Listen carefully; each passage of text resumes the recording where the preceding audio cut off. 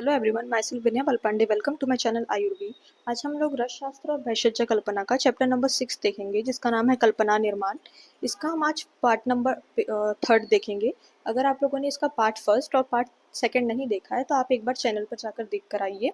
आज हम लोग हीम कल्पना और फांट कल्पना कंप्लीट करेंगे। हीम कल्पना, ये 4th कल्पना हम देखने जा रहे हैं। इसका श्लोक है, शीतो रात्रि द्रवे स्थिता।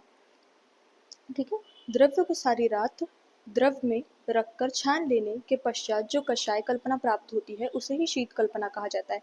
यदि हम द्रव्य ले उसे रात भर द्रव में मिलाकर अगर रख देते हैं तो उससे जो कल्पना निर्माण होती है उसे हम करते हैं शीत कल्पना। ठीक है। औषध द्रव्य को कूटकर गर्म जल में रात्रि भर भिगोकर प्रातः काल मसलकर छान लेना ही शीत कल्पना कहा जाता है। शीत कल्पना की निर्माण विधि, एक पल यवकुट द्रव्य लिया, उसमें हमने 6 पल जल मिलाया, फिर रात्रि पर्यंत इसे रखा, मतलब पूरी रात्रि इसे रखना है, अहोरात्र रखना है, प्रातः काल इसे छान लेना है। प्राप्त द्रव्य शीतकाल का हिम होता है, मतलब प्राप्त जो द्रव्य है वो शीत कषाय का हिम होता है, मतलब शीत कषाय होता है। ठीक है। अब इसमें जो प्रक्षेप द्रव्य हम मिलाएंगे वो क्या है? हीम के प्रक्षेप द्रव्य की मात्रा क्वाथ एवं फांड के समान ही डाली जाती है। जो हम हीम कल्पना देखेंगे उसकी जो मात्रा है वो किसके समान डाली जाती है? क्वाथ एवं फांड। अगर आपने क्वाथ कल्पना नहीं देखी है तो आप एक बार चैनल पर जाके क्वाथ कल्पना का वीडियो जरूर देखिए। इसका जो उदाहरण है वो है धान्य फांट। धान्य हिम शर्करा के साथ मिलाकर प्रातः काल पीने से अंतर्दाह एवं तृष्णा का शमन करता है तथा स्रोतों को शोधन करता है। ये जो है अंतर्दाह, मतलब दाह को शांत करता है, तृष्णा प्यास को भी बुझाता है और स्रोतों का शोधन करता है।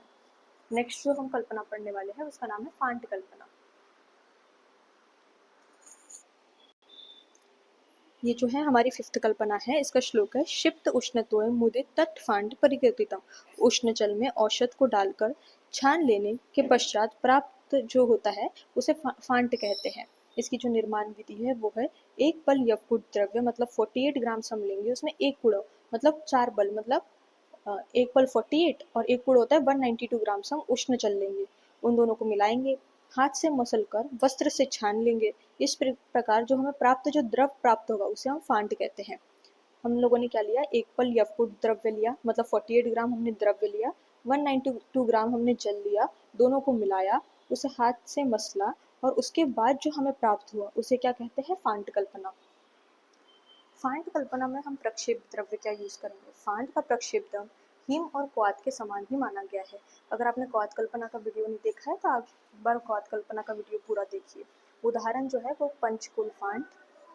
पंचकुल फांट का जो श्लोक है वो है, पिपली पिपली मूल चव्य चित्र नागौर पंचभी कोल मात्र यत पंचकुल तद उच्यते।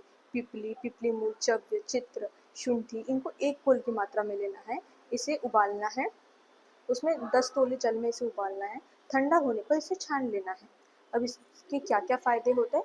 कफ ज्वर में, वात ज्वर में रोगनाशक होता है, पाचन दीपन से युक्त होता है, पाचन दीपन करने के लिए इसका प्रयोग किया जाता है। ऐसे ही और वीडियोस के लिए मेरे चैनल को फॉलो करिए, शेयर करिए और कमेंट करिए। Thank you.